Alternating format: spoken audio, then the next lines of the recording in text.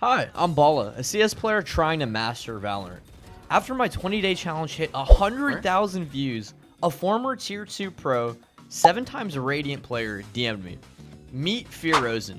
He completely rewired how I play. Watch him break my bad habits and add a free 100 RR to my elo. The first and main thing he wanted to explain to me immediately was how to simplify the game. In this game, movement is like almost as important as having good aim. Really? Like if you have good movement, you will always do well.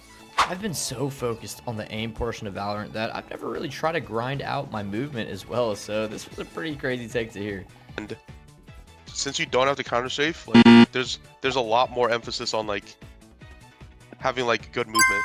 Everyone else is like has like decent movement to begin with because right, they're already you don't have to counter strafe. Exactly. Yeah. Bro. Also, like a lot of agents with a bunch of movement abilities too. So like you kind of have to like take that into account as well, and like how to like counterplay them. And then one of the most interesting topics of the coaching session came up. Don't take fair fights. Make fights as unfair as possible. This was a pretty foreign concept to me as a Counter-Strike player. Once you get to Immortal, it's gonna be more about like player is like making plays that don't give the other person a chance. In this game, there's a lot of different ways that you can like scam a kill from someone, and the better you are at scamming kills, the higher you're gonna climb once you get to like Immortal. Like as in like taking like unfair fights, kind of is what you're talking about? Yeah. So like, have you ever played against like a Neon? Yeah, I have. Okay, if you play against a really good Neon, they will literally just like run around, jump spot you, right? Okay. Find out where you are, and they'll literally like peek and throw their like instant stun you, and then slide across the screen and one tap you. Please and like can't. those are the types of like the really good players, they want to take fights like that. Yeah, you just have to like be aware of like all the cheese plays that can happen to you, maneuvering around the map and making sure you're not getting caught out by like the agents that are like absolutely just gonna scam you and like not give you a chance to play. Then like you're gonna play a lot better. So in this game, dude, in Counter-Strike, obviously it's so overpowered to peek in CS2. In this game, bro, like I feel punished for swinging and like peeking most of the time. Like I'm like, all right, I just gotta hold this angle. If I peek, bro, I'm just gonna get clapped. Like that's at least how I feel. There's definitely times to hold and there's definitely times to peek. There's different ways to peek as well, and there's different spots on the map that are like favored for holding, and there's different times where you kind of have to peek, you know? All about like finding the perfect time to like avoid utility and like make a play. It's all about like considering the util and like the way that people are going to clear you. The next question I had to ask was, how do you deal with tilt in Valorant? Because Valorant is a very tilting game sometimes. Tilting, okay, in ranked, it's a lot more important to just like keep a good mental in this game. You get scammed, you know, like someone used a bunch of util on you and you had no chance to take a fight. Sometimes you'll start a game like 0-7, right? Like keep a good mental and like slowly crawl your way back. As long as you have a good mental, you will always be able to get back into a game.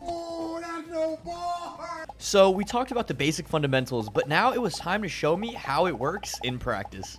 To start B main first with like a shock dart in my hand, right? Like just like pre-fire the shock, just in case it's a B rush. Based on what kind of like sound you hear and like what's happening on the other side of the map, that's gonna like tell you what you want to do. Say like they're doing stuff mid or they're doing stuff A, right? You can like angle out here and like start taking this like off angle fight.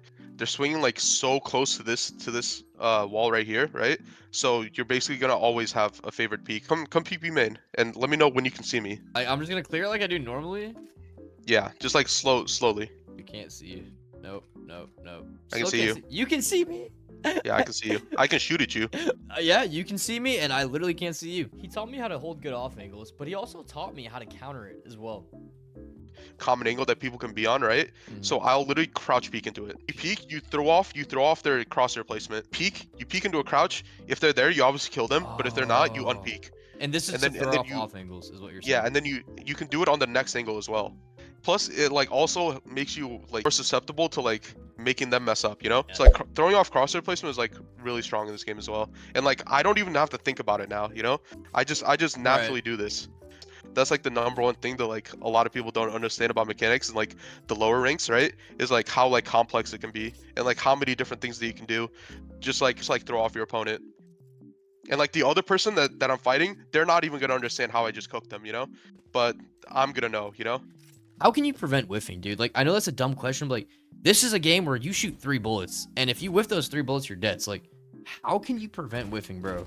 Okay, I wouldn't say it's about preventing whiffing, because most whiffs happen because you miss your first bullet, right? Like once you miss your first bullet and you do a spray, your second and your third bullet are gonna be off as well, you know? You're not gonna be like the perfect player every single time and hit every headshot. When you do whiff, that's when you need to make sure that you can still recover it. So that's where your movement comes into play. If I swing someone and I whiff the first 3 bullets, I'm gonna make sure that their bullets are not gonna hit me, or I'm gonna make myself as hard of a target to like hit as possible so that I can get that second burst in, you know? It's all about being able to get that second burst in. We dove into the mechanical side of Valorant, but the question still remained. How do you utilize your util? Say I'm my solo, right? And I'm starting B, right? Here I'm doing like my normal like B main stuff, right? And I'm like figuring out where they're going, right? And all of a sudden I hear that they're rushing A. I'll go immediately in the market, right? And I'll go to market and I'll start ripping my ult here. Like that's what I'm saying, where you're not playing fair, you know? Like those A main players, they had no chance. They had no counterplay. You can get the free kills like that where you don't even need to take a gunfight. You should. That works on every single elo, no matter how good someone is. I like that. That's a cool element about Valorant, dude. It's like there's things that, yeah, of course, the enemy can do. There's no counterplay to it, but like you can do it too, and it's gonna help you. If you abuse it, it's gonna like make you literally a good player. Yeah. No, all the good players, trust me. Every single person in Radiant, they already know all these things. Like they already understand exactly how to choose people with util. And like in your specific scenario itself, right, is a little bit different, right? Because you've already reached a high rank in a different game, you know? So you already know that you have like the raw skill already there to like rank up in this game, right? So now it's all about just like learning the nuances, you know? Game sense and your fundamentals are gonna catch up to your like mechanics, you know? Because right now you could probably like hang in terms of like mechanics, right? Yeah. With like people much higher than you, you know? And okay, Yeah. wait. Something I also want to mention, dude, in this game, like, how do you deal with toxic teammates? Do you just mute them, or like, what do you do? Because I'm just curious from like a pro player's perspective, like, how do you deal with that? There's sometimes where you get someone on your team that's like so like uncooperative or like so toxic that like you can't really like do anything about them, right? You kind of just have to like mute them and just like try to play your game around them, you know, and like still try to win the game. There's so many times where I've had like crazy toxic people on my team, right? And we've been down a lot of rounds, and all of a sudden it takes just a couple rounds, two rounds where you guys just like win the round, right? Start building up a little bit of momentum, right? And all of a sudden the game is winnable, you know? And then at the end of the coaching session, we mentioned the most important part about playing Valorant. End of the day, have fun. Like, we're talking about all this, bro. This is a game. You're supposed to have fun. Like, literally, end of story. Just have fun with it, and the improvement will come. Pretty much, right? Yeah, you will never like improve a lot if you don't enjoy playing the game. You gotta have that motivation in you. And also, this might be a dumb question, dude. Are certain skins literally pay to win? Like, I'll pick up a Vandal skin and be like, dude, this literally like I feel better with this skin. Am I just tweaking, or like, you know? It's okay. Skins in this game are literally just maximum placebo. Okay, so like no skin like actually makes you like aim better or anything like that. As we wrapped up the coaching session, I knew for a fact that I became a better player just from that session, and it was time to put what we talked about into practice. I go in 3, 2, 1.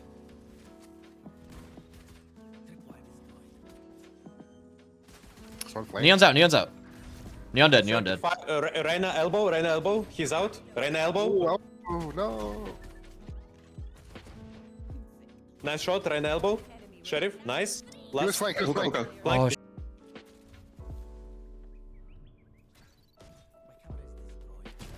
there is a lot of abilities that can be thrown at you, but if you use the correct movement, you can outmaneuver and outplay the opponent regardless.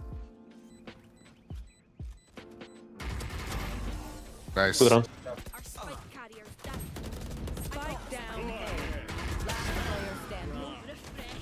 And my movement did get a lot better from the coaching session. Maybe TP. Maybe TP.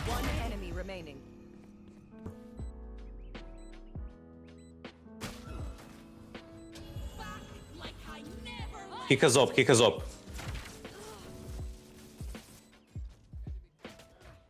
Two hookah, one garden. Let's go. Woo! Let's go, baby. I hear them guarding. Two. Planting B. Planning.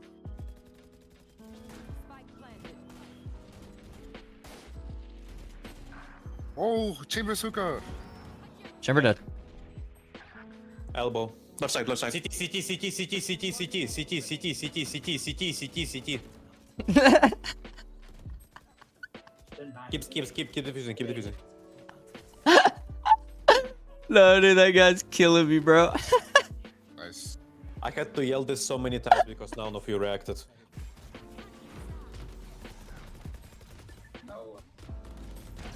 Yeah, I'm rotating now. Holy shit. Hookah, one hookah. Asuka? Last hookah. Down. I need the 4 cam.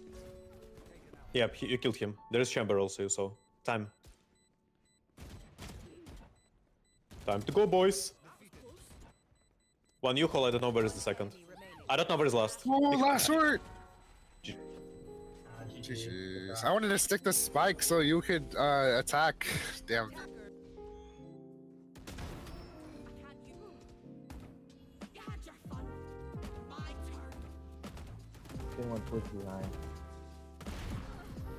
That would have been disgusting, by the way.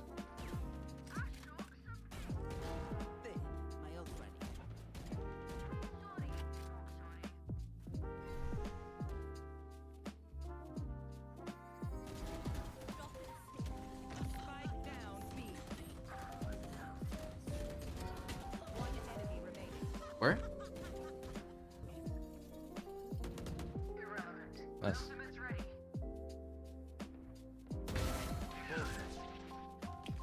This is so risky, bro. Oh! Thank you guys so much for watching the video. If you guys enjoyed the coaching, I will be putting Fearozen's Metafy in the description. And I hope you guys learned something from this video as well. Thank you guys so much for watching.